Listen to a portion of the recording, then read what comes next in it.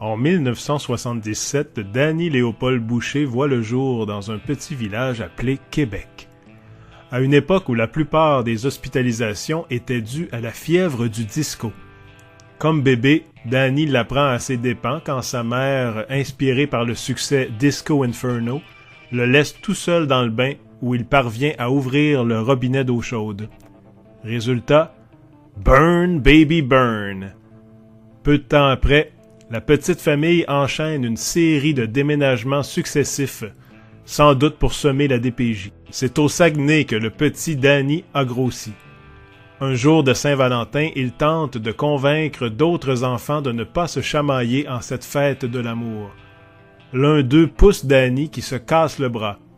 C'est à cet instant précis que ce garçon joyeux et aimable devient l'être obscur et cynique qu'on connaît tous.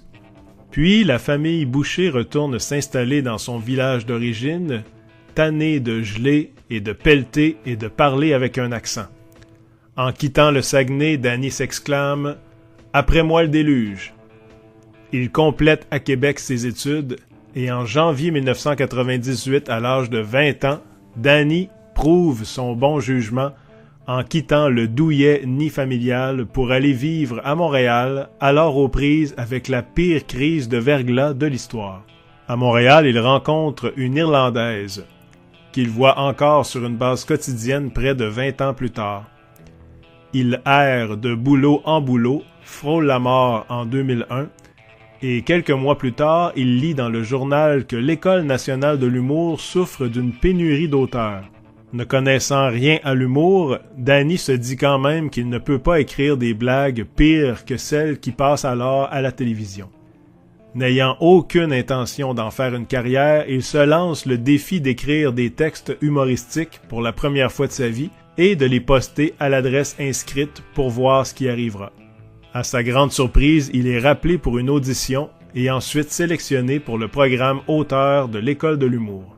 C'est là qu'il fait la rencontre de Ben, maintenant en duo avec son comparse Jarod, pour qui il se met aussitôt à écrire et pour qui il écrit encore à ce jour une quinzaine d'années plus tard. Dans le cadre de leur formation, les auteurs doivent écrire un numéro pour un humoriste connu, et cette année-là, il s'agit de Martin Petit, qui vient rencontrer Danny et les autres et en profite pour inviter tout le monde au cabaret littéraire des auteurs du dimanche. Seul Danny accepte l'invitation. C'est ainsi qu'au bar L'Intrus, il fait ses débuts sur scène et rencontre Stéphane E. Roy, avec qui il collabore toujours à l'occasion. Le beau-frère de Stéphane E. Roy, un certain Jean-Pierre Marchildon, assiste aux auteurs du dimanche et recrute Danny pour ses soirées de contes au vice-versa. Danny s'improvise donc conteur, performant même dans des festivals. Le tout culminant en sa participation au spectacle Narrateur atypique pour un siècle hystérique, immortalisé depuis dans un livre CD. En parallèle, il continue d'écrire pour la scène et même la télé, la radio, l'imprimé et le web. Après avoir écrit le spectacle Personnagiste avec Ben et Jarod, Danny part en tournée avec eux en tant que technicien de scène, un autre métier dont il ignore tout. Entre-temps, son amie irlandaise tombe enceinte, accouche, un vendredi 13, et doit maintenant retourner au travail, mais n'a personne pour s'occuper du bébé. Danny quitte alors la tournée pour devenir gardienne d'enfants.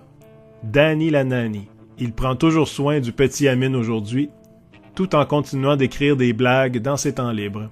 Le frère de Danny est marié et a 2 enfants. Et les parents de Danny sont toujours ensemble après près de 50 ans. Danny, lui, est maintenant célibataire depuis 40 ans et compte le rester, et continuer de garder Amine pour un autre 40 ans. Non, ça marche pas, ça. Je vais pas le garder jusqu'à temps qu'il ait 46 ans.